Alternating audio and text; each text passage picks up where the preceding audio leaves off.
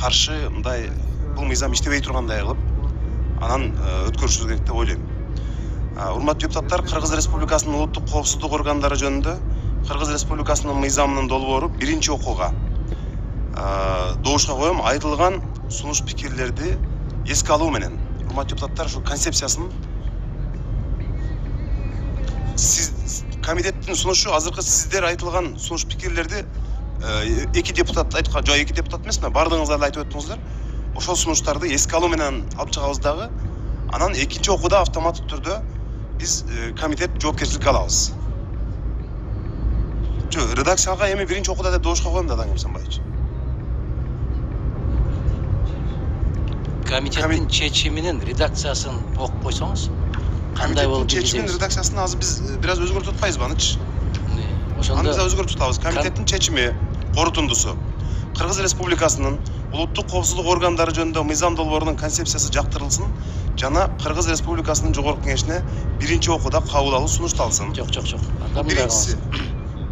Анда мындай кылыңыз, токтоп туруңуз. Концепциясы негиз катарында кабыл алынсын. Жактырылсын эмес. Сиз сунушуңузду айтсаңыз, ошону добушка коем. Мен айтып атам. Ооба. Негиз катарында кабыл алынсын. Биринчи пункт. Экинчи пункт момундай деп кабыл алынат. Кыргыз Республикасынын жогорку кеңешинен ушул мыйзамдарды баш мыйзамга шайкеш келтирүү, иштеп чыгуу милдети тийиштүү комитетке жүктөлсүн. Мына ушул чечимди колдоп берүү жагы жогорку кеңештен суралсын. Мына ошондо толук кандуу болот дагы. Комитетке тапшырылат.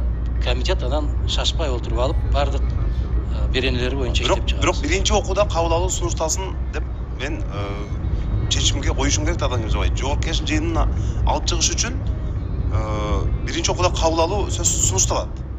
Бирок биринчи окуудан карап туруп анан ошол жерде чечимди кабыл алалы биз экинчи окууга өткөнгө чейин. Биринчи окуу режиминде негизинен жактырылсын деп койсок болот. Биз негиз катары кабыл алынсын десек. Негиз катары кабыл алынсын деп. Ооба. Да.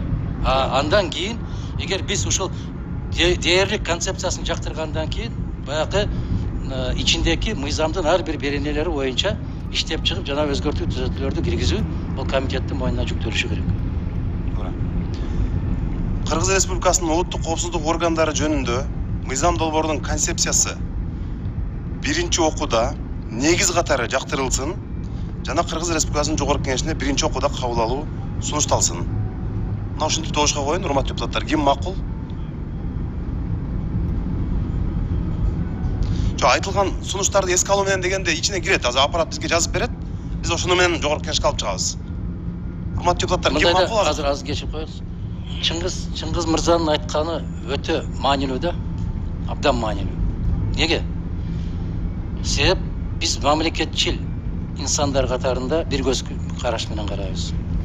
Жарандык коом башка көз менен карайт. Жарандык коомдун позициясы такыр башкачараак болот. Ошондуктан Чыңгыз мырзанын айтып аткандыгын сөзсүз түрдө жазуу жүзүндө киргизишибиз керек дагы.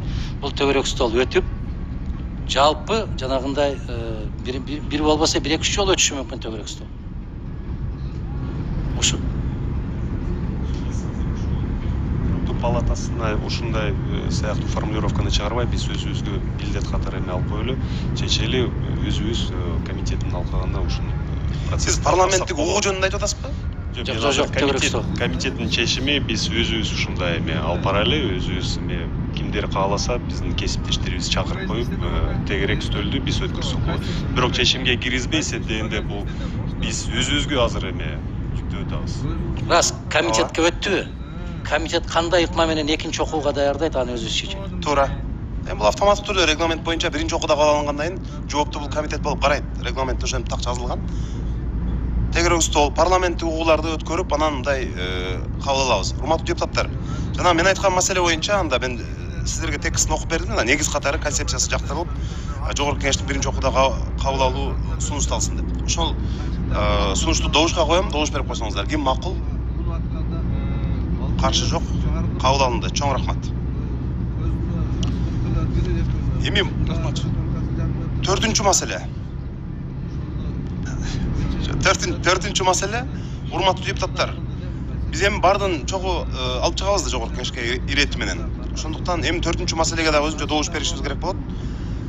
Чалгындоо жана контур чалгындоо ишинин маселелери боюнча Кыргыз Республикасынын айрым мыйзам актыларына өзгөртүүлөрдү киргизүү жөнүндө Кыргыз Республикасынын мыйзамынын долбоору. Бул мыйзам долбоору дагы биринчи окууга киргизилип атат. Мамлекеттик министрлер кабинети баяндамачы Улуттук коопсуздук мамлекеттик комитетинин төрагасынын орун басары Мамасадык Рустам Алайбекович. Туура, баарын эле ошентпейбиби Адан Нысанбаевич? Баарын эле, ар бирине токтолуп отурганын кереги жок. Ошондо сиздер айтсаңыздар, жөндүү болот да. Чоң рахмат. Урматтуу депутаттар, мына аталган мыйзам долбоорундагы биринчи окууда концепциясын негиз катары кабыл алып, Жогорку Кеңештин жыйынына чыгаруу жөнүндө маселени добушка коем. Ким макул? Макул, каршы жок, кабыл алынды. Ошондой эле мына 5-чи маселе, контур чалгындоо иши жөнүндө. Микрофонуңузду андырып алсаңыз, Адакам Самайс. Рахмат. Эгерде сөз болгон болсо, мен азыр тактап туруп, дагы бир жолу өзүмдүн пикиримди айтам. Могул жерде кесиптештер айткан маселени 50-50. Бирөөлөр айтат, абдан кылдат окуп чыктым дейт. Кылдат окуп чыккан киши эч качан буга макул болбойт. Бул бир. Экинчи жагы, бизде бир кемчилик бар. Мыйзамды кабыл алып атканда бир кишинин сүрөтүн көрүп туруп алабыз да биз. Ушу киши сунуштап атат, ушу киши иштейт экен. Жок. Келет кетет кишилер. Бүгүн мыкты иштерди жасап атат деп мактап аткан кишиңер эртең жок. А мыйзам ондогон жылдар бою калат. Кеп мыйзамда, кеп адамда эмес. Ошон үчүн ким кандай иштерди жасап аткандыгы жөнүндө мыйзамды талкуулап атканда баа берип, жасакерлерини токтотушубуз керек. Мыкты иштеп аткан жигиттер, кыздар бүгүн кетип калат. Мен айтканымдын себеби биринчи Конституция өзгөргөндөн кийин бүтүндөй концепция өзгөргөн. Кыргыз Республикасынын жарандарынын тынчтыгын камсыз кылуу өкмөткө жүктөлгөн. Баштапкы конституция боюнча. Аны дагы мен эмес өзүңөр кабыл алгансыңар. Урматтуу өкмөт деп аткандар. А кийин азыр өкмөт деген түшүнүк жок болду. А могул жерде жок дегенди, урматтуу кесиптештер.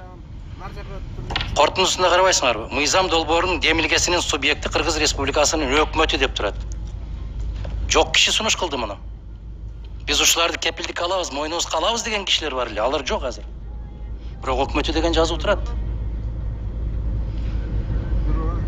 Мен Рустам Алайбек уулу, сиздин кесипкөйлүгүңүздө эч кандай шегим жок.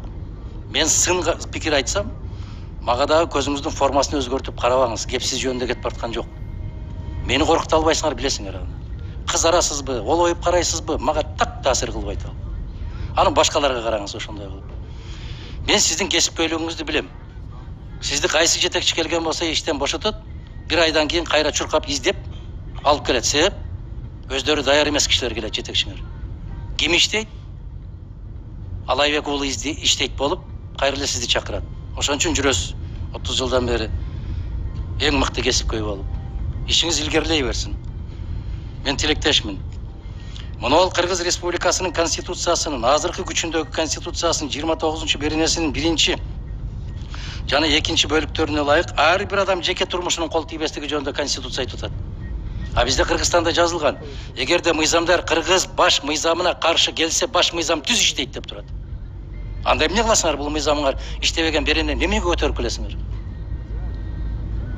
Же түшүнүк менен кетебизби?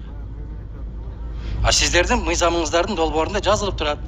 Биз жашыруун түрдө сүрөткө да тартып алабыз, жашыруун түрдө жазып да алабыз, керек болгон болсо башка нерселерге дагы бара алабыз. Андай болбойт. Эгер конституцияда адамдык ариет, намысы, кат алышуу, кат беришүүсү, жеке инсандардын сүйлөшүүсү, кечээ мына чыгарып бердиңер азыр, өтө жаман жагдайга кеттиңер. Күйөөсү менен аялдын ортосундагы сөздөн бери чыгарып берип атасыңар. Ушул силердин мамлекеттик кызматты жасап атканыңар. Биз, урматтуу кесиптештер, бүгүн жакшы көрүнөбүз деп алып эртең өз башыңарга өзүңөр таяк болуп тие турган жагдайларды айтып атам мен. Бүгүн силер депутатсыңар. Эртең кимсиңер? Көчөдө эч ким тааныбаган, салам бербеген бир жаранга айланабыз баарыбыз. А ушул мыйзам биздин үстүбүздөн иштейт. Балдардын үстүнөн иштейт. Кыргыз жарандарынын элдин үстүнөн иштейт ушул. Экинчи маселеси, эң коркунучтуу маселе. Мына жерде ошол бөлүм башчысы ким экен мен тааныбайт экенмин, Карабекова деген айым жазыптыр. Ошол Карабекованын чыгарган тыянагынын натыйжасында эле өзүңөр эле уялып туруп, кайрадан артка чакырып алсаңар болмок. Уялышыңар керек эле. Ошол тыянактарды чыгаргандан кийин болгондо дагы мына конституциянын мына караңыз 115 беренеси боюнча кетип баратат. 3 бөлүгү боюнча. Бул деген бир полицейский мамлекетке айландырып барасыңар деген сөз болуп атат, коркунуч. Рустам мырза, бүгүн сиз иштейсиз, эртең башка киши келет. Сиздин үстүңүздөн иштейт. Ошондуктан Жанар мырза, мен сунушумду момундай деп айтам. Концепциясы башкасы боюнча мейли биздин айтылган сын пикирлер менен Кыргыз Республикасынын жогорку кеңешине киргизилсин, бирок киргизилген менен комитет ушундай сунуш беришибиз керек. Баш мыйзамдын өзгөргөндүгүнө байланыштуу, мыйзам долбоорунун киргендигинин 3,5 жыл болуп кеткендигине байланыштуу, Кыргыз Республикасында бийлик системасы түбүнөн өзгөргөндүгүнө байланыштуу, мыйзамдын долбоорунун ээси туура кайрадан өкмөткө бербей комитетке калсын. Мыйзам долбоору комитеттин карамагында калып, экинчи окууга комитет даярдаш керек. Жалпы жарандык коом менен бирге. Ана ошондо менимче максатка ылайык болот. Эгер биз артка кайтарып жиберген болсок, 6 ай деп атасыңар, 3,5 жыл иштебеген мыйзам менен иштешип аткандан кийин 6 айда бирдеме болуп кетмек беле. Бирок көпчүлүк айтып аткандан кийин макул, токтотолу. Биринчи окуудан деле кабыл албай, жалпы концепциясынын негизинен кабыл алып туруп, калган мыйзамдын бүтүндөй долбоорлорун комитетке тапшырыңыз. Өзүңүздүн биз парламенттен сураналы. Мыйзамдын ээси комитет болуп калсын дагы. Анан көп тараптуу комиссиянын негизинде кайрадан иштелип чыксын деген чечим кабыл алсак, менимче максатка ылайык болот. Рахмат. Урматтуу депутаттар, Адахан Ким Самайждин